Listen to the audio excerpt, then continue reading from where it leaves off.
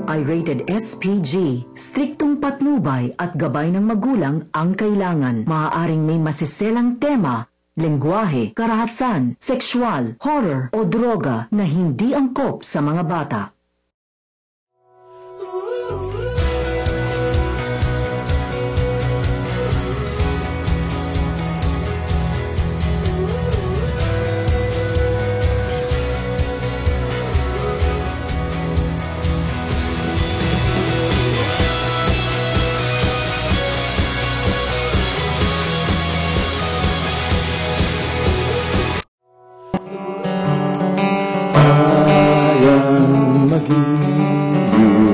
Perlas ng silanganan,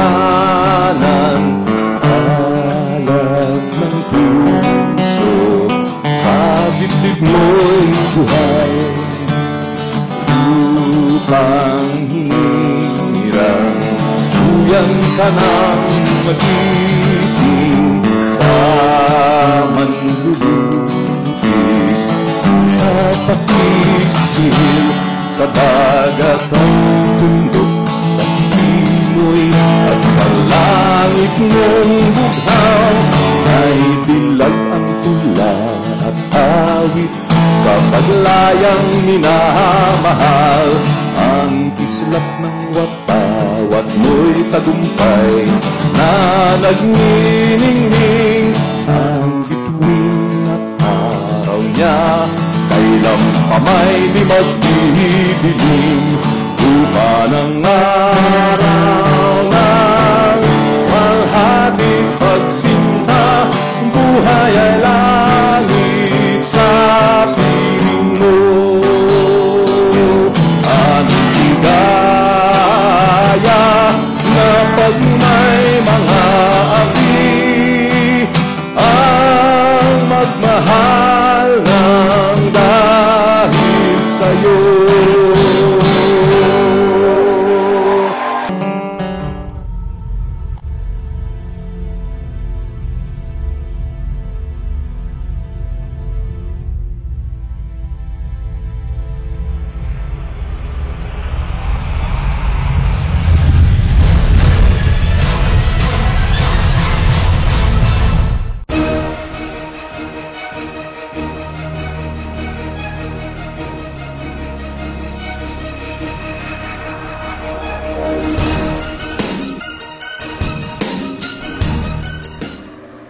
Welcome sa Friday edition ng Serbisyo Balita Live Online at sa lahat ng ating mga kababayan dyan, sa lahat ng panig ng mundo. Yan, isang magandang araw sa inyong lahat at ito ang inyong lingkod, RJ Salgado. At ito naman po ang inyong lingkod na sila Arnie Delva Barreiro na bumabati po sa inyo ng isang mainit na hapon, magandang buhay po sa lahat ng viewers, readers at listeners ng Serbisyo Balita Live Online at siyempre ng Serbisyo Balita Online. Ayan, syempre dahil holiday ngayon, tayo ay syempre kasama tayo sa pagbati sa lahat ng Eid Mubarak sa pagtatapos ng banal na buwan ng Ramadan. Samahan po natin ang ating mga kapatid na Muslim sa paggunita sa importanteng araw na ito. At syempre ating batiin lagi nakasubaybay din sa atin.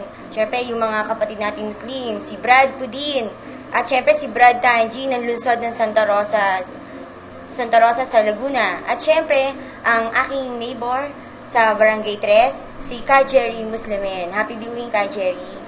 At yan. Syempre, Happy Eid al-Fitr Festival sa inyong lahat, sa ating mga kapatid na Muslim.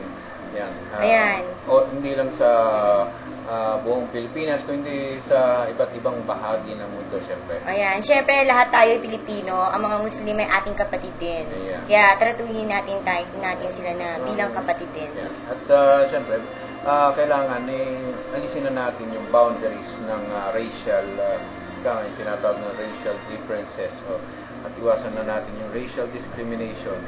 Bigyan natin ng pantay-pantay na pagtrato ng ating mga kababayan. At siyempre, ang nais naman natin dito sa ating bansa ay ang pagkakaisa. Ang kapayapaan. At kapayapaan. Ayan. Siyempre, muli, para sa ating mga kapatid na Muslim dyan, Eid Mubarak po sa ating lahat. Ayan. At siyempre, moving on sa ating programa, siyempre, Biyernes na naman. At medyo sa ibang panig ng ating bansa ay nararamdaman na yung sinasabing pagdalaw ni Habagat. Yan. Sinangka. Kaya, Oo, hindi pa nasasagot ng Pag-asa. Kung bakit nangka agad, di ba? Hindi man lang Goryo. O kaya Gaspar. Ayan. O, di ba? Paki-explain pa rin yan, Pag-asa. At syempre, para sa inyong mga hinaing, karaingan, komento at panawagan, maaari po kayo mag-text sa Smart 0929-600-3001 at sa Globe 0935-868-9375. At patuloy lang po kayong mag-like sa aming page ng Serbisyo Balita para po sa mga balitang lokal po sa inyong mga lugar. Ayan. At bago magulat ang ating mga reporters dyan sa iba't ibang bahagi ng Calabarzon at NCR, pauna muna natin ang itong kaganapan sa lalawigan ng Quezon. Ayan, para medyo may pag-good news muna tayo. Ayan. Siyempre, lagi naka-monitor din siyempre ang ang Police Senior Superintendent Ronnie Laga ng Provincial Director ng Quezon. Ayan. Kamakailan, siyempre nagkaroon sila ng Shoot Fest. Ng Camaraderie Pan Shoot Fest 2015. Ayan. Siyempre, sa category ng Police Senior Superintendent or Colonel, nanalo po, siyempre, ang ating Police Director. Magpapatalo ba yan? Si Police Senior Superintendent Ronaldo Ilagan. At siyempre, first runner-up si Colonel Rodrigo Paraino. Ayan. Tapos, sa Police Superintendent naman, Light Colonel. Ang champion, si Police Superintendent Rancer Ebasco. At siyempre, sa major naman, sa category, sa Police Chief Inspector, ang champion natin ay si Police Inspector Roberto Enbarga. At syempre, yung iba pang detalye dyan, mababasa na lang yan sa Serbisyo Balita News Online. Yeah. At syempre, basta't yung ibang mga pa-intro natin dito, mga bits ng balita ay sa Serbisyo Balita News Online natin mababasa. Yan. At dun sa bahagi naman ng Cavite, ayan, medyo bad news lang to. Ay although hinihintay pa natin ng full details at ang nagpauna ng detalye dito ay ang ating kasama sa ating kabaro dyan sa Bacoor na si Nesel Mutas. Ayan, at may binarel na babae. Wow, grabe po, ang bata pa yun ng riding in tandem. So habang ay kinukuha pa lang ng ating kasama ang mga detalye. Siguro baka may pasa niya kay Ate Beth Sarinas ang buong detalye ng pamamaslang na yan. So bukas abangan yan sa programa po ni Lady Expose, so, Beth Sarinas. Ang kwento naman doon tatawid sa kalsada yung magkapatid na babae nang biglang may dumating na riding in tandem at bigla na lang itong binaril sa ulo. So hindi pa na malaman kung ano ang motibo ng nasabing pamamaslang. Ayan. At bago tayo magpatuloy, nais kong i-congratulate Nais ko lang i-congratulate bilang as a fair competition. Yan. Siyempre, ang Serbisyo Balita live online pa rin ang tinatawag nilang benchmark ng local media webcasting. Ayan. At nais ko lang batiin congratulations dun sa ating mga ibang kabaro dyan, lalo na sa radio, na nagbe-venture into Ustreaming, broadcasting. Pumasok na nga ang media dito sa Pilipinas sa ibang level. Although, syempre, tayo ang nagpasimula ng ganitong uri ng pure webcasting dito sa Region 4A, dito sa Calabarzon. At maasahan naman natin, syempre, pag may nagpasimula, may mga susunod, may mga gagaya, may pilit na papantayan. Pero syempre, iba pa rin ang original. Although sa ating mga kabaro, congratulations and welcome sa Ustreaming. Good luck. At basta ang atin sa ating mga kabaro dyan na pumasok na sa web streaming. Sa atin, medyo pagandahan na lang tayo ng performance. Wala lang tayong siraan para maging healthy ang competition. Ayan. So, meron na ngayon tayong tatanggaping ulat mula sa NCR.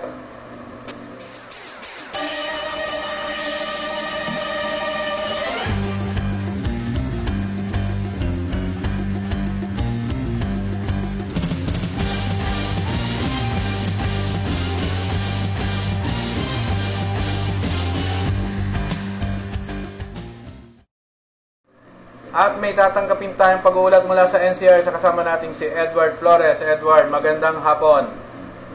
Matapos malason ng ilang kababayan natin sa Davao sa pagkain ng durian candy, ito na naman, 8 estudyante ng Juan Sumulong High School ang na-hospital matapos kumain ng candy.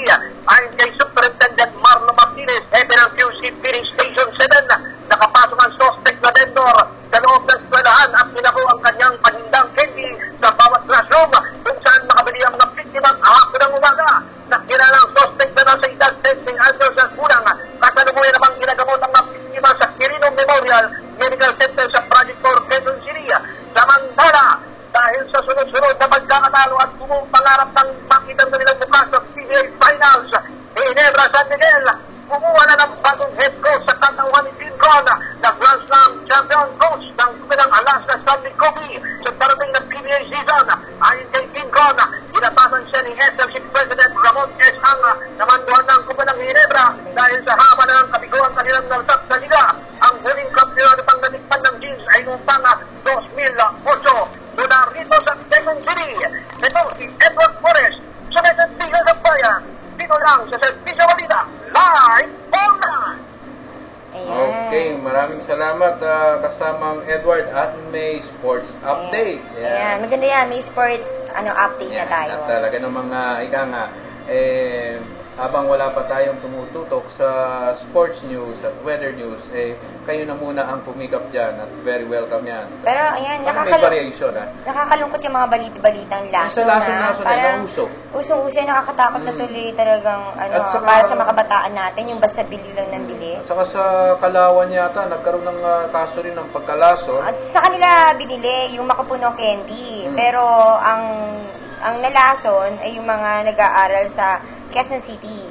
So ito yung mula sa bayan ng Kalawan. Oo, yung Makapuno candy. Baka naman panis. Kaya ganoon. Alam mo naman natin ang Makapuno, yari sa nyog yan. Baka ang nabili ng naitinda o bago pa makarating sa eskwelahan na pag nagbentahan, medyo baka naiwanan na sa mahigit na 40 estudyante ang nalason sa Juan Sumulong High School sa Quezon City. Yun sinabi nga ni kasama natin si kasamang Edward. At ayan, mahirap rin minsan yung yung ganong... Ang Makapuno candy ay may tatak na K. Ken Mark Sweets mula sa Balay Hangin, Kalawan, Laguna. So, paging kay Mayor Berries, di ba? Yeah. Tsaka kay si Colonel Perez, yung hepe ng Major Perez.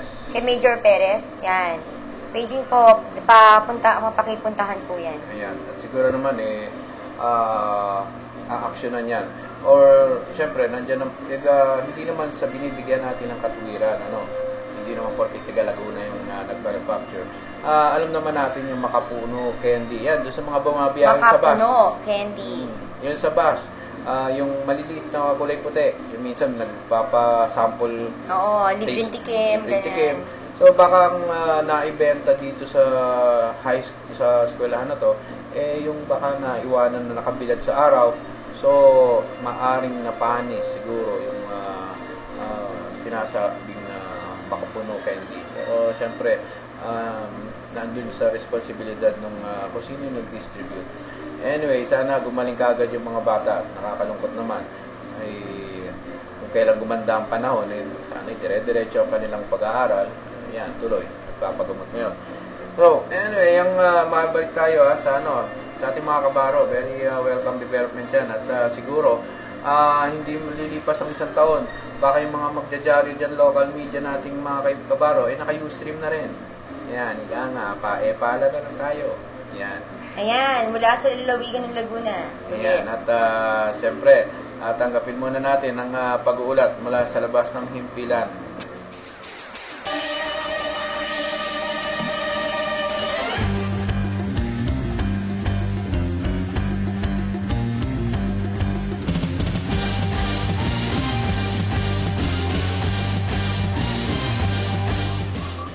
At tanggapin natin ang pag-uulat dyan sa lalawigan ng Laguna sa kasama natin si Levy Tatad. Levy, magandang hapon. Magandang hapon at arestado ang isang wanted person na nakilalang si Jerry Mendoza, 25 anyos, ng barangay Tagumpay, Bayan ng Bay. Ang pag-aresto ay batay sa nilalabas ni Honorable Judge Aizar C. Buenegua ng Branch 37 at PC Branch 37 at sa kasong Section 5 ng RA 9262. So ngayon, ang suspect ay nakapit na sa PPP custodial jail, PPP custodial jail. Samantala, nagsagawa naman isang bypass operation ng mga tauhan ni COP o Major Barag dito naman sa pagitan ng Los Baños at Bay at aresto ang arestadong isang 53 anyos na driver sa pagitan ng Bay at Silangan Bayog. Ang suspect na nahulihan ng tatlong plastic sachet ay nakilala si Kunyong Latore ng Purok Press, Silangan Bayog.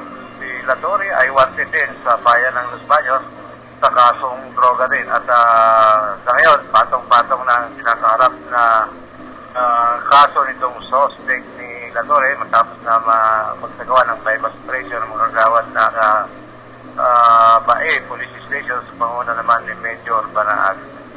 At mali naman natin kinukumpina yung mga nagpapakalat na maling balita na tayo daw ay binaril dyan sa ahagi ng Cavite. Kaya kung sino man itong mga walang matino na magawa itong mga kasama natin sa media, aba ito namang sila Tigburay, ha? Yan, mahilig yan dahil tinawagan daw niya si Colonel Desiderio ng hepe naman ng bayan ng Los Baños at ito namang si Mara, Teresa Mucho, kasama yan. Itong si Colonel Ortigas na hepe naman ng bayan, baka ito yan sa nagpapakalat. Mind setting kasi ang ginagawa itong mga ito para kung sakaling may mangyari nga ay gano'n na yung palalabas nila na in advance na nila ay sana sa kanila tumama yung kanilang ginagawa at huwag na sa atin pagkat tayo naman ay malapit sa Panginoong Diyos at sana sila na lang tamaan at tamaan na rin sila ng kidlat, hindi lang ng bala. Ano? Okay? Okay.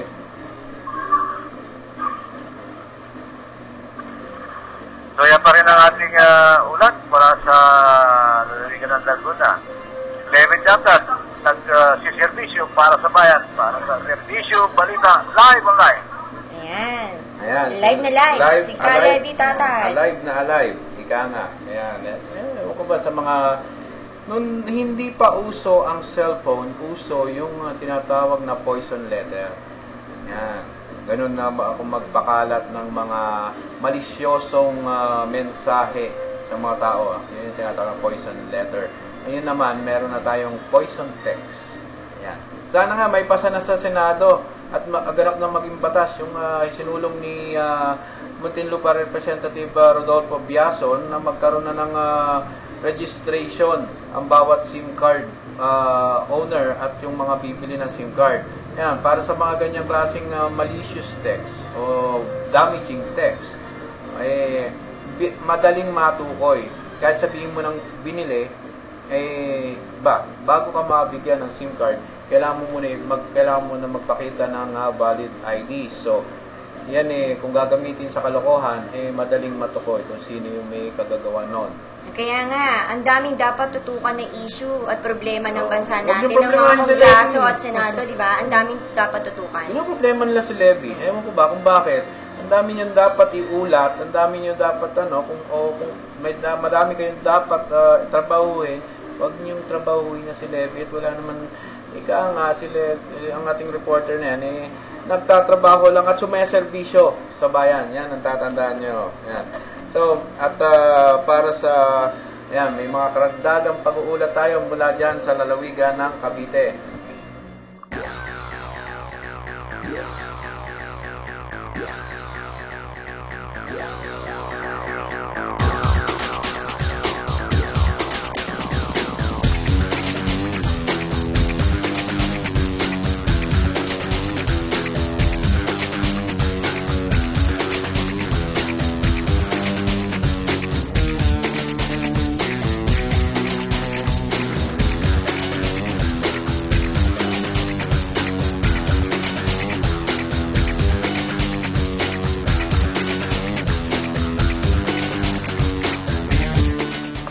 At may tatanggapin tayong pag-uulat mula sa lalawigan ng Cavite sa ating kasamang Lady of Rosay, si Ate Beth Salinas. Ate Beth, magandang hapon.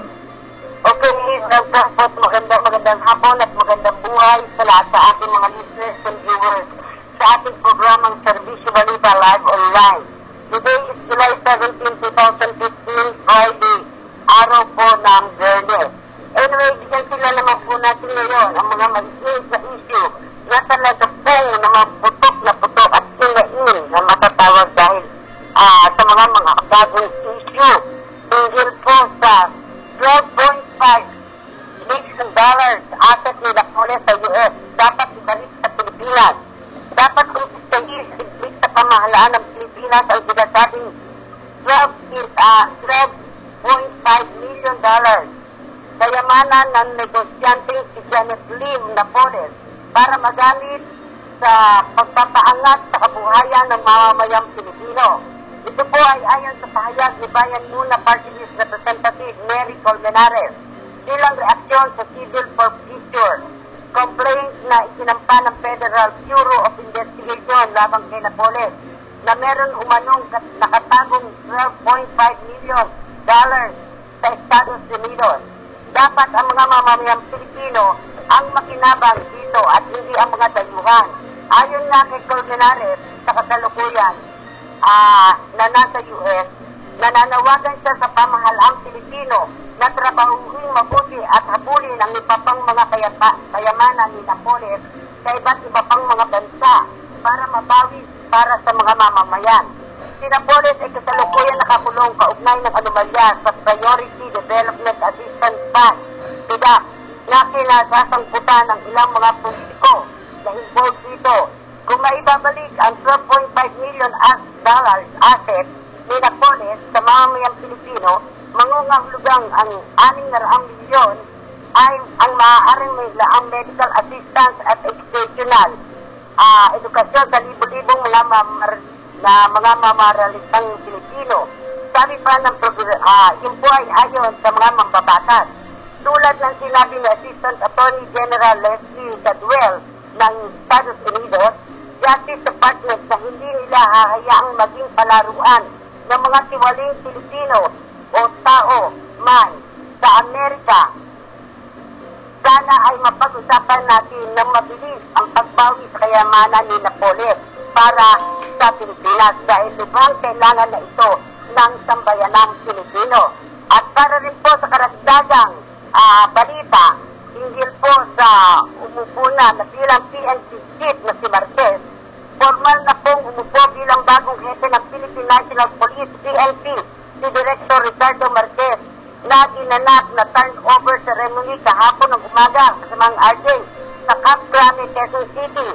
Sinaksihan mismo ni Pangulong Aquino ang change of command sa PNP sa pagre-retiro ni Officer in Charge Leonardo Espina at pagtatalaga kay Marquez bilang bagong PNP chief.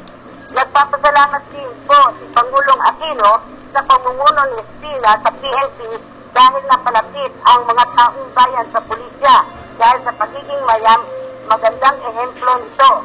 Inatasan naman din po ni Pinoy si Marquez na tanggalin at parusahan ang mga baluktot na hanay sa kapulisan habang gantipalaan naman ang mga tuwid nating mga kapulisan upang lalong magpakitang gilas ang mga ito sa pagpapatupad ng kanilang tungkulin sa maayos na pamamaraan. Siniguro ng Pangulo na hindi magkukulang ang administrasyon sa pagkakaloob ng kakayahan at kagamitan sa pulisya basta gampanan lamang nila ang tama nilang mga tungkulin. Kasabay nga nito, kasamang RD, ginawan din natin ng spot promotion ng Pangulo. Ginawa na ni President Pinoy Aquino, si Marquez, ng promotion mula sa pagiging 2-star ay sila si Marquez sa ranggong Police Director General o 4-star General na tinatawag na para lamang sa PNP chief. It's time for me to say goodbye. Pahayag yan ni Espina na nangingilid ang kanyang luha matapos isalin ang mga kapangyarihan kay Marquez. Ayon pa rito, nagsaad ng nagsalita na I'm not dying of today. I end my service to police and military. Yun po ay base na rin sa tinuring ni Espina na 7 buwan din nagsilbi bilang PNP OIC. Hello? Yes. Yes. Okay po, sige po. Anyway. Hello? Okay po, Hello? tuloy po, Ate Beth. Tuloy lang. Okay. Anyway, andyan na po tayo sa ganyang punto ng kapulisan natin na talagang napabuti na rin po ang pamamalakad ng sa PNP chief na bagong gusto po na si Espina at sa kaalaman lang po para sa formal na pagta-turnover sa Merkules, July 22, taong kasalukuyan, ang bagong uupong hepe ng PTO sa Cavite. Itong si Police Senior Superintendent Marcelino Estero Bazaar. Sa salukuyang OIC na siya ngayon sa kamang RJ dito sa lalawigan ng Cavite. At ayon sa ating source, ay nag-courtesy call na ang mga bawat PNP Station Chief o Police sa kaninang alas 2 ng hapon sa kanilang ginawang conference ngayong araw na ito. Okay, hanggang sa susunod po nating mga balita, abangan ang mga mahalagang kaganapan at pagsisiwalat natin hindi sa Department of Foreign Affairs bukas, araw ng Sabado sa ating programang Expose. Dito po si Lady Expose na si Beth Tarinas ay nagugulat at sumiservisyo para sa bayan sa Serbisyo Balita Live Online dito sa Cavite. Okay, maraming salamat Ate Beth at may bagong talagang Police Director, Provincial Director ang lalawigan ng Cavite yata o PIO. May bago na ba? May bago na yata. Hindi, regarding sa nireporting niya, yung follow-up report niya regarding sa umiyak daw, si OIC, dating Chief PNP Leonardo Espina habang pinapasa na kay Chief PNP, yung bagong talagang Police Director, di ba? Si Marquez, yun. Kahit sino naman siyempre mapapaluha na yan. Hindi mo, iyak kaya yung sama ng loob. Ewan, basta minsan nadadala ng emosyon ng pagta-turnover. Mixed emotion. Parang yung turnover ng dito sa Santa Rosa, yung nag-turnover si Malabed at saka si Maclang, medyo naiiyak si Sir Bong Malabed, di ba? Siyempre. Kumbaga sa minahal nila ang kanilang trabaho, minahal nila kanilang posisyon, minahal nila siyempre yung lugar na kanilang pinagsilbihan. So, medyo mabigat sa kalooban ng kahit sino man. Kahit tayo, kung sakali man ang inyong lingkod, ipapasa ko na sa kung sino man na mag-a-anchor na dito sa Serbisyo Balita at magiging bagong partner ng ating kasama. Di natural rin siyempre may mabigat na nakalooban ng akong madadarama dahil siyempre napamahal sa akin ang trabaho. So ganun lang yun. Intriguing, may mga intriguing side nga. Kaya nga daw maiyak-iyak din si dating Police Chief Inspector Espina. Dahil biro mo, dun sa 7 buwan na pag-upo niya as OIC, hindi man lang siya ginawa talagang Chief PNP. Full Chief PNP. Oo. Pero anyway, kapag nga nabigkas raw niya, na it's time to go. Talagang ganun talaga. Hindi naman lahat ng bagay ay permanente. So there's time na talagang kailangan mo nang bakantihin ang iyong posisyon. Ayan. Pero bagamat ganon, ang importante may iniwan siyang legacy sa mga kapulisan. Sa maiksing panahon na kanyang pinamalagi bilang OIC Chief PNP, yun nga, nabanggit na isang magaling na leader at makataong leader na matatawag natin an officer and a gentleman. Ayan. At syempre, isa sa mga hihinayan dyan at malulungkot, siyempre, mga kasamahan natin sa media. At nakita natin yung closeness netong ni General Espina sa mga media.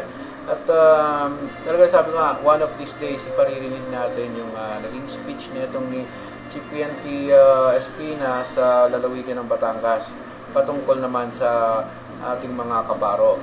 Pero ramdam natin sa Facebook, yung mga emotion ng mga kapulisan, di ba? mahal na mahal nila at hinahangaan nila si General Espina. At syempre, naging controversial kasi yung SUP 44, di ba? Yun. At yan, basta isang magaling na leader, talagang iiyakan niya ng kanyang mga subordinates at mga kaibigan. So bago magpatuloy ang ating Serbisyo Balita Live Online, tayo ay dadako muna sa ilang mahalagang paalala. I long to return to the days of the songs my mother taught me.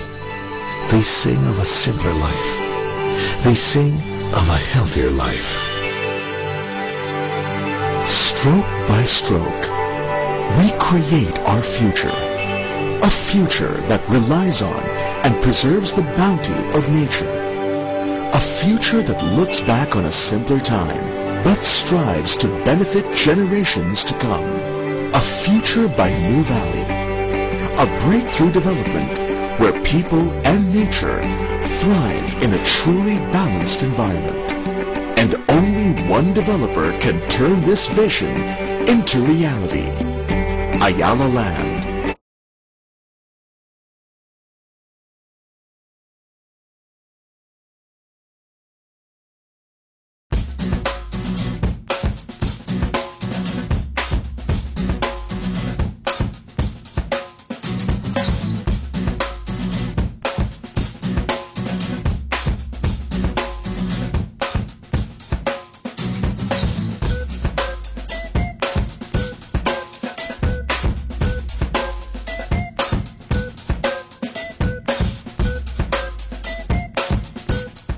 Shakey's getting the super grand slamming deal is going for the big win! First, choose your starter or pasta. Second, choose your drink. Third, choose the flavors for your 18-inch Shakey's Grand Slam Pizza. The Shakey's Super Grand Slamming Deal is the big win for only $9.99. And get a free super card for every order. Now this is what we call a Super Grand Slamming Deal!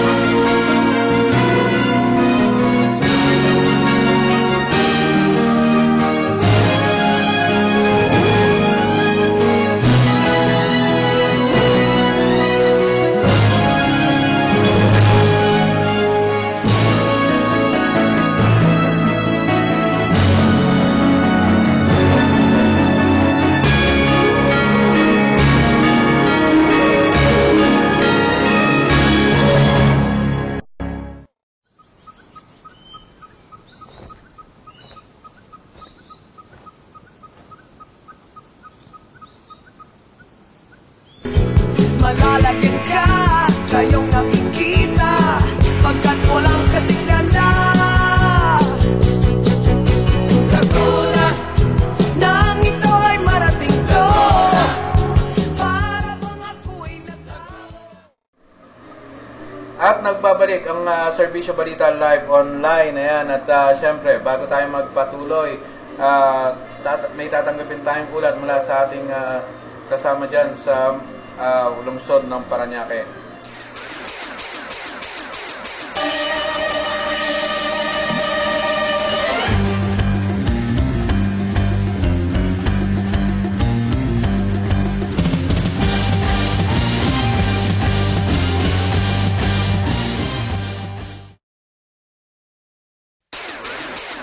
At meron tayong tatanggaping ulat mula sa lungsod ng Parañaque sa kasama natin si Gaspar Datam. Gaspar, magandang hapon. Yes, sir. Sa kabila ng mahigit na labanan para sa tinaguriang most competitive city, kaugnay ng Competition Citizen Municipalities Competitiveness Index, CMTI, na itinaguhi ng National Competitiveness Council, NCC, ay umangat pa rin ang Parañaque Ito ay matapos maihirang ang lungsod ng Parañaque sa ikapitong pwesto sa kategorya ng highly urbanized city sa buong bansa, kung saan ay mas mataas na 3 antas ito sa 10th place na nakuha noong nakaraang taon. Kaugnay nito ay nangako si Mayor Edwin Olivares na pagbubuti nilang trabaho para magamit nila ang top place na tinaguran most competitive city sa susunod na taon.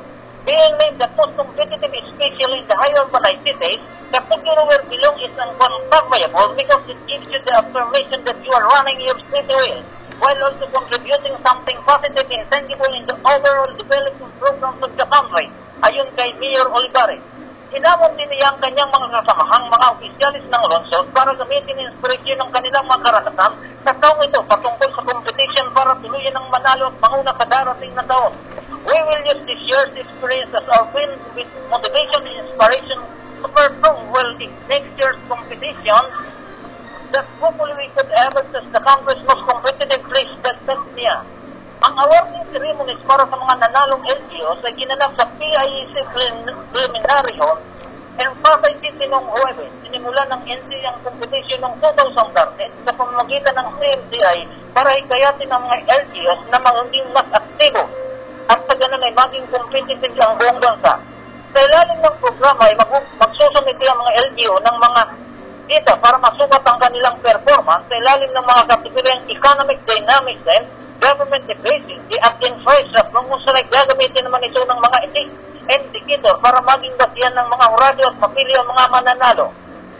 Noong 2013 ay 122 lungsod at 160 municipalities lamang ang sumali at tumanggap naman ang kabilang sa 136 na lungsod at 319 municipality noong nakaraang taon.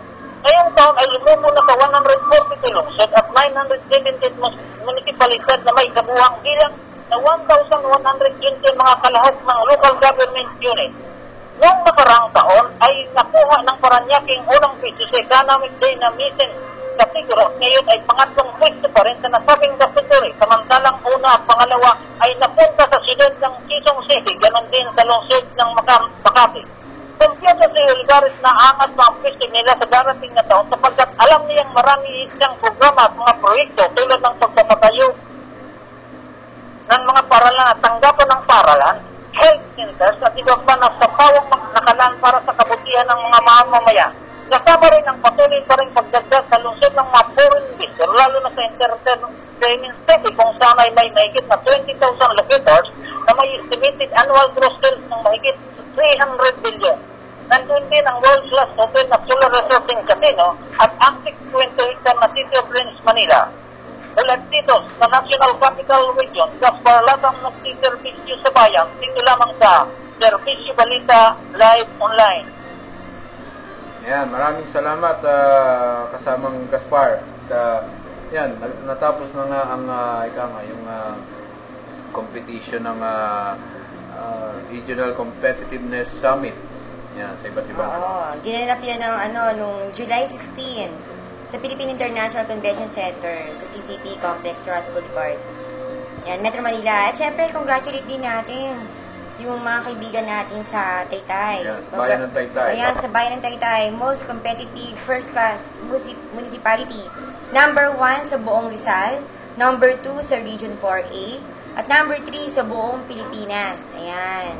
At syempre, i-credit natin yan doon sa magaling na alkalde dyan. Oo.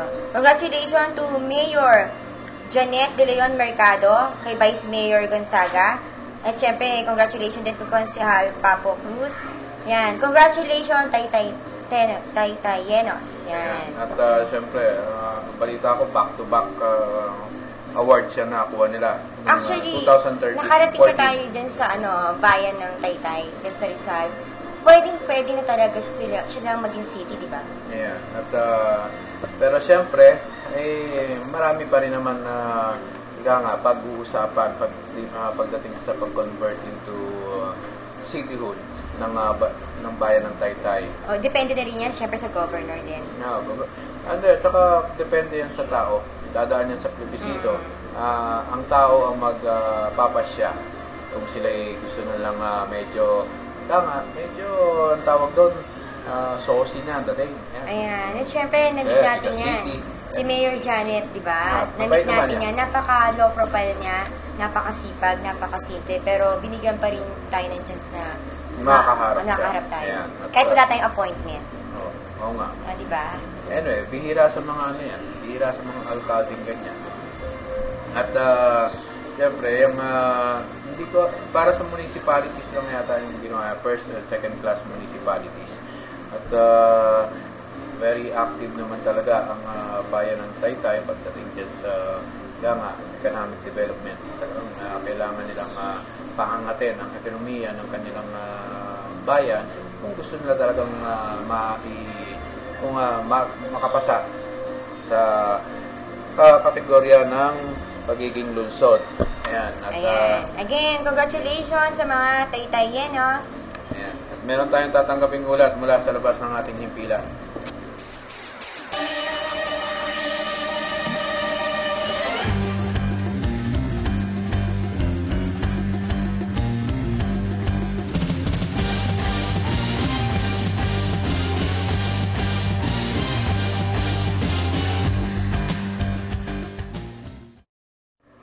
At may tatanggapin tayong ulat mula sa labas ng ating himpilan sa kasama natin si Ka Roger Umeres. Ka Roger, magandang hapon.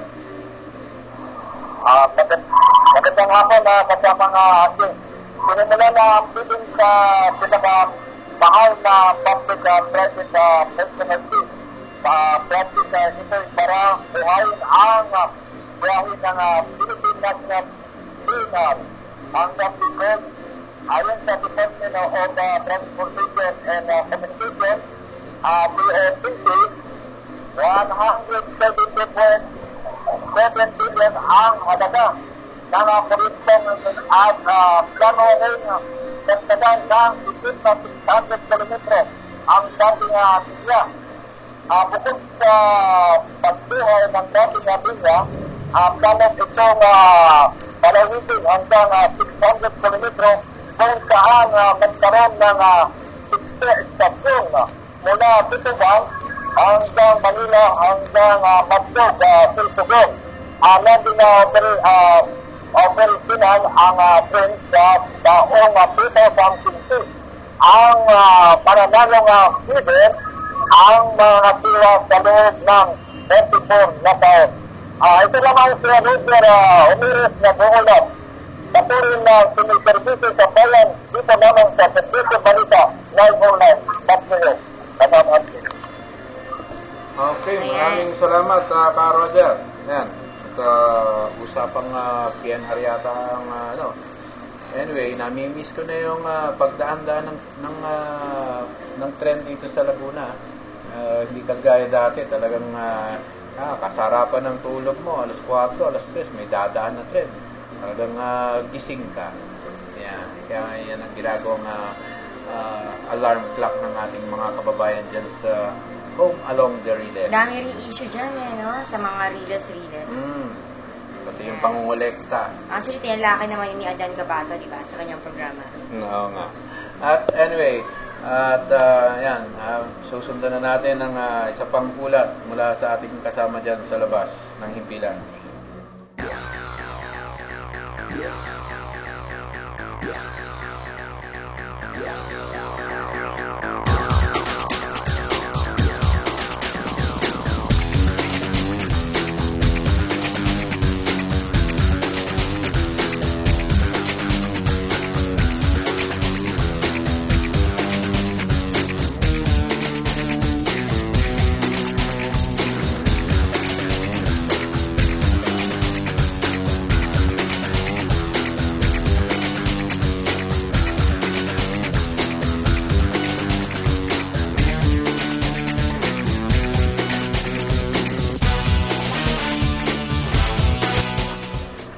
At tanggapin natin naman ang ulat ng ating kasamang si Adan Gabato dyan sa lalawigan ng Cavite. Adan, magandang hapon. Nagbigay ng 20 mahigit na bagong ambulansya, mga gamot at wheelchairs ang tanggapan ng PCSO, Philippine Charity City State Office, sa pamamahala ng bagong talagang chairman ng PCSO na si former Governor Honorable Areneo Ayong Manisi. Kinalaman sa order ceremony sa may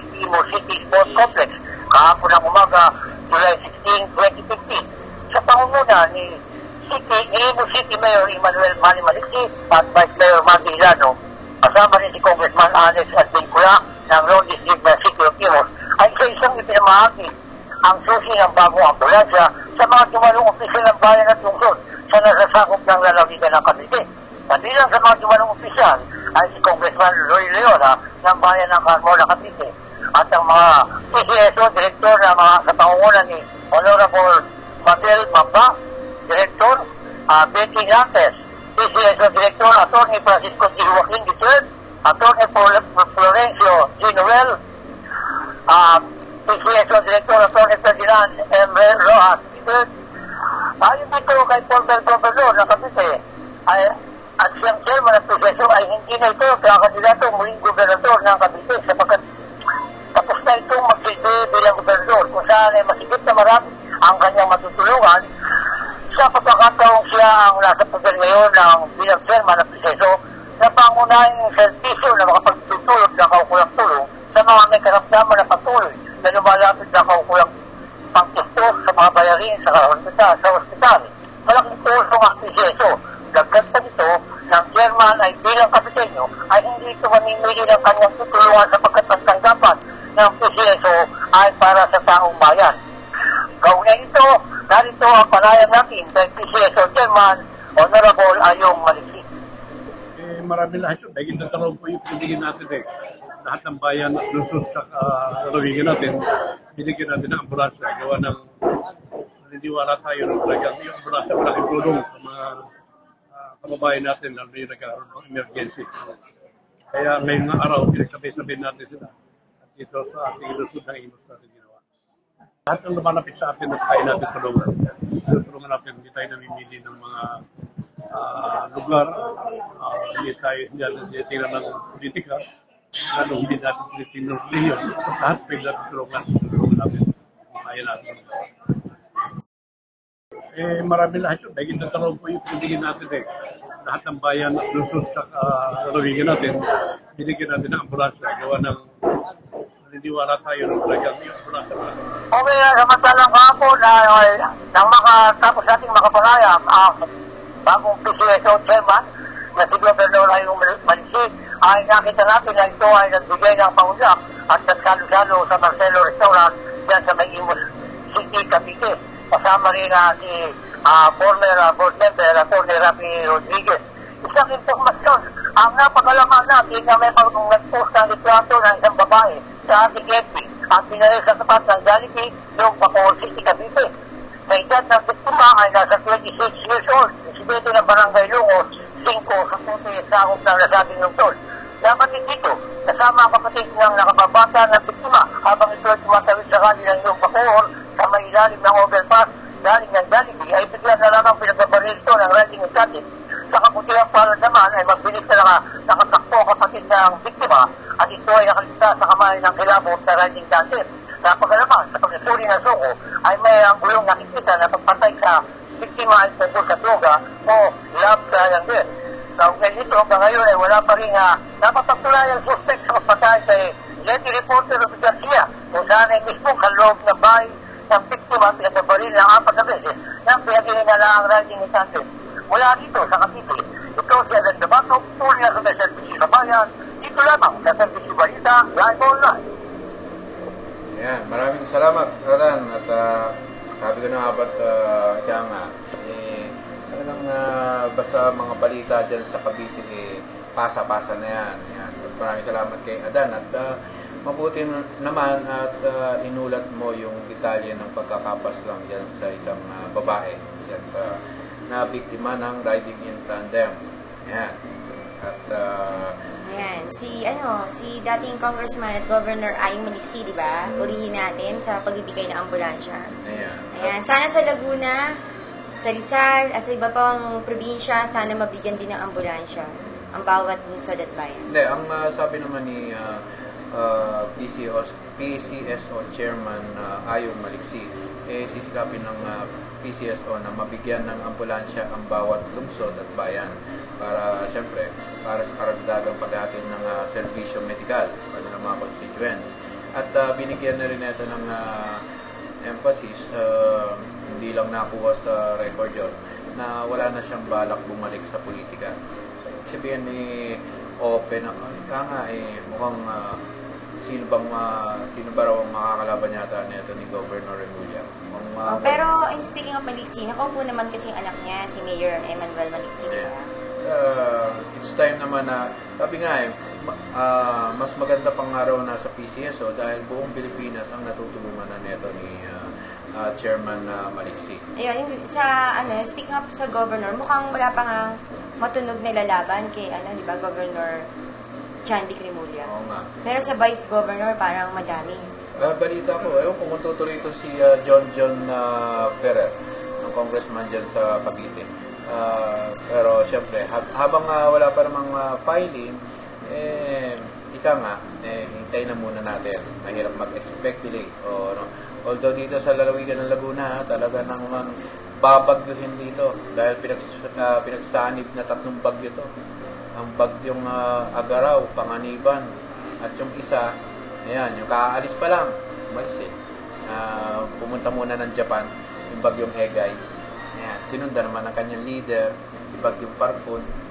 Anyway, at abangan natin yan sa Laguna. Mukhang masayang election dito. Kabang-abang din, sana makapanayam natin si Soy Mercado. Oo nga, ano bang balita? Mag-mayor ka ba o magbabice governor? Ayan, dapat At syempre, isa pa sa mga nais nating makapanayam, one of these days, sana mabigyan tayo ng pagpapaunlak.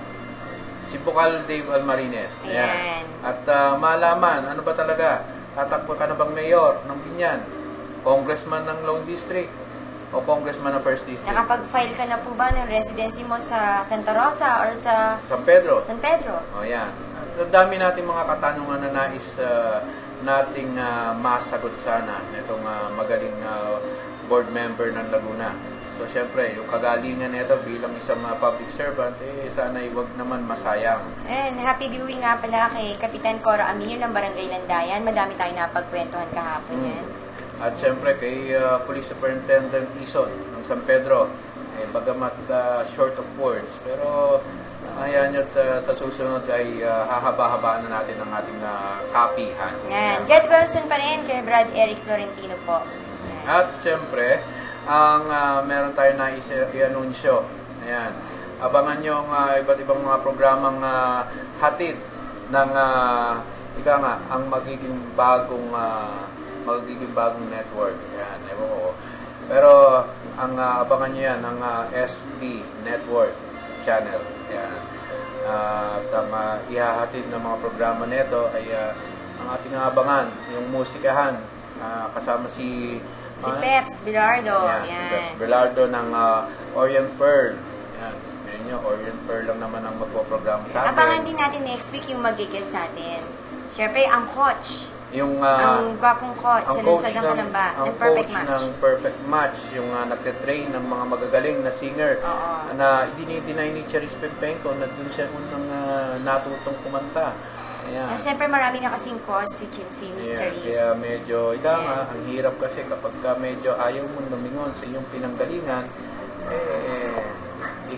may stiffness. Sino pa ba yan? Siyempre si Coach Orly San Diego, di ba? Coach parang magpapaturo din ako At abangan nyo rin yung programa na ang programang documentary special sa mga barangay, sa bayan, sa ang programang dito po sa amin. Ayan. Siguro kauna-unahan natin yung gwapong kapitan ng barangay Halang. Ayan. At siya ba yung pinakagwapo sa lahat ng mga kapitan? Maraming magrereklamo pag sinabi mong pinakagwapo yan. Pero anyway. Ay, hindi. Pahig naman sila. Totoo naman. Ayan. Anyway, abangan nyo yung programang yan. At meron din tayong upcoming, abangan ninyo. Tayo naman ay multi-sectoral, multi-religion.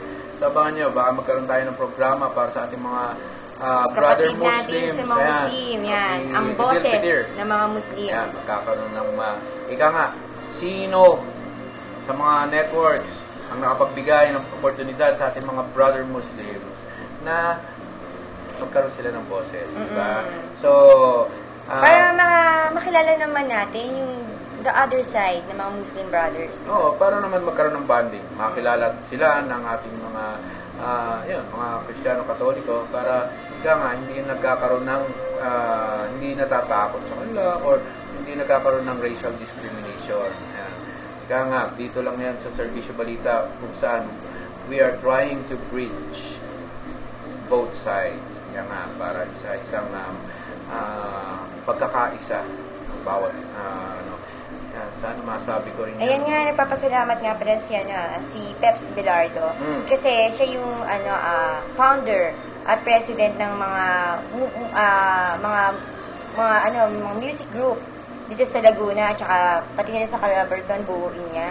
Nagpapasalamat siya dahil tayo yung magiging bridge para mabigyan ng, syempre, ng boses ang mga musikero. Kasi wala rin sila mga benefits, di ba?